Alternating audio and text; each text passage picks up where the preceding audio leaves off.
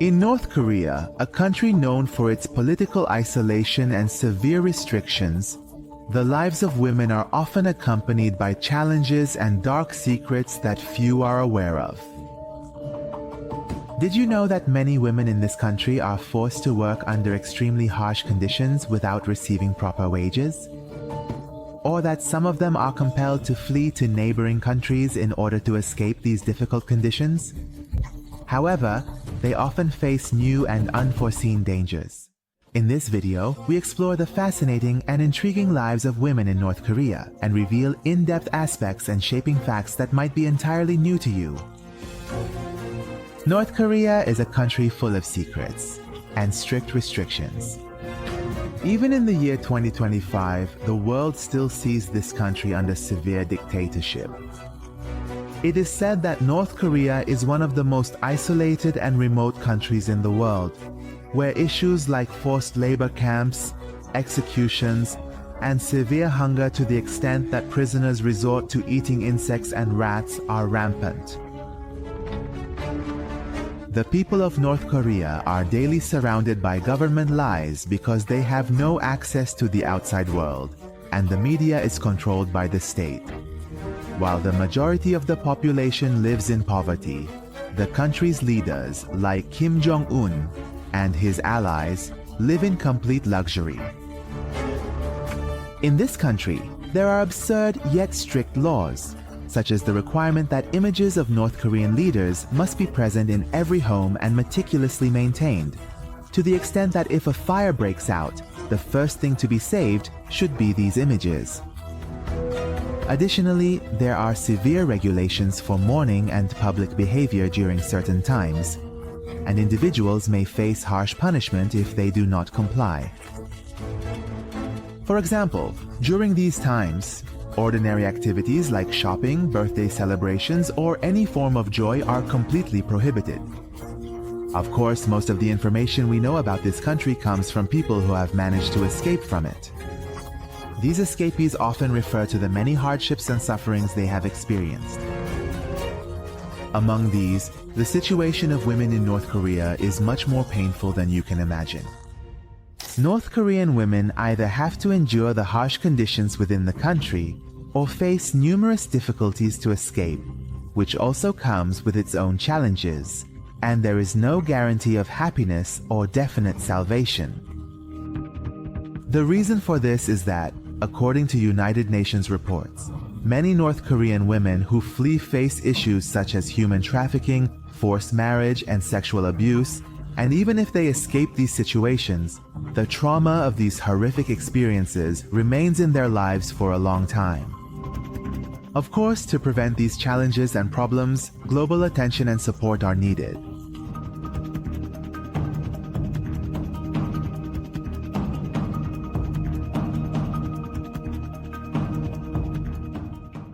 Let's delve into this topic a bit more precisely.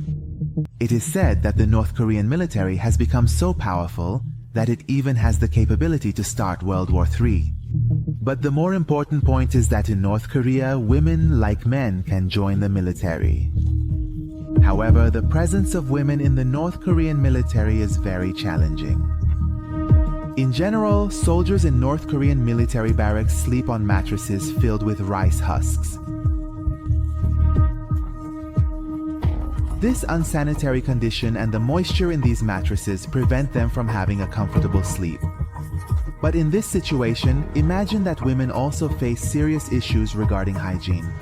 For example, they use sanitary pads that are handmade from bandages because standard hygiene products are not available to them. Additionally, nutritional and dietary issues put a lot of pressure on women's health. Additionally, taking a shower typically involves using cold water with a hose and is often uncomfortable. And other women's needs are often constantly ignored, which makes life in the army one of the most challenging experiences in North Korea. However, there are also women who voluntarily join the North Korean army. But the reason might be the benefits such as more food rations, somewhat better jobs and relatively higher salaries, with additional perks. But the lives of women in the North Korean army are not limited to military responsibilities. These women have to do household chores after a hard day at the barracks. From cooking to cleaning, all the duties fall on the women. In addition, they have to be in very crowded and cramped conditions in rooms with 24 people. Despite such high social and military pressure, women must always show loyalty to the regime. However, after completing military service, women face a bitter reality, which is state-arranged marriages. These marriages, which are arranged forcibly and lack any love or affection, are not just a personal issue, but a tool to reinforce loyalty to the regime. In fact, these marriages are usually arranged with men who are loyal to the regime or whom the government needs. Alongside social and political issues, North Korea even interferes in the personal affairs of women. Beauty standards in this country are under strict government control. For example, using red lipstick or nail polish is prohibited because it is considered bold for the socialist regime. Many women are forced to accept strict rules in this regard, and despite their interest in cosmetics, this interest must still be confined within the government's frameworks. It's interesting to know that this restriction is so extensive that even in terms of hairstyles, men can only choose from 10 styles and women from 18 styles. However, there are even harsher conditions for North Korean women. Joining Kim Jong-un's pleasure groups, which secretly operate under government control, is a bitter reality.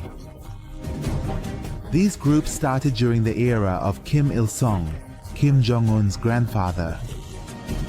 Life for these women in these groups is not only difficult, but also full of exploitation and abuse. This is because the women are tasked with providing sexual and recreational services to Kim Jong-un and other senior officials of the North Korean Workers' Party. The reason these groups are named pleasure groups is precisely because of the type of recreational and sexual services offered within them. These groups were initially disbanded temporarily in 2011, but Kim Jong-un re-established them in 2015. These groups are usually divided into 3 categories: the satisfaction group, which directly serves the leader and senior officials. Their main duty is to provide physical and sexual pleasures for the leader and other officials.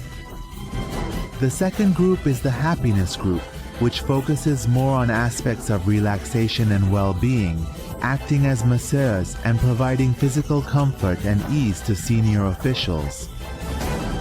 The third group is the art and entertainment group, which participates in social events and state celebrations, performing music, dance, and entertainment programs. It is necessary to know that these women are usually kept in special residences and are under strict supervision by the authorities. In addition to serving the officials, women in these groups must live under harsh conditions and may remain in these groups for up to 10 years. On the other hand, women selected to join these groups must possess certain specific characteristics. During the era of Kim Jong-il, Kim Jong-un's father, a height restriction was imposed on women. None of the women in the pleasure groups should be taller than 165 centimeters, because Kim Jong-il himself was short, and it seemed he preferred this feature for aesthetic reasons. Additionally, many women, after serving in these groups for a long time, were subjected to forced marriages with military soldiers, which itself was a symbol of the regime's further control over the personal lives of citizens. It's interesting to note that due to the very personal and private nature of these groups, they are often not mentioned in state media or public reports. In fact, while the regime's propaganda attempts to portray a positive image of women in North Korea, Hidden realities like these groups reveal the true picture of the extent of the North Korean regime's dominance over the personal lives of citizens, especially women, and showcase a darker aspect of the country's dictatorial rule.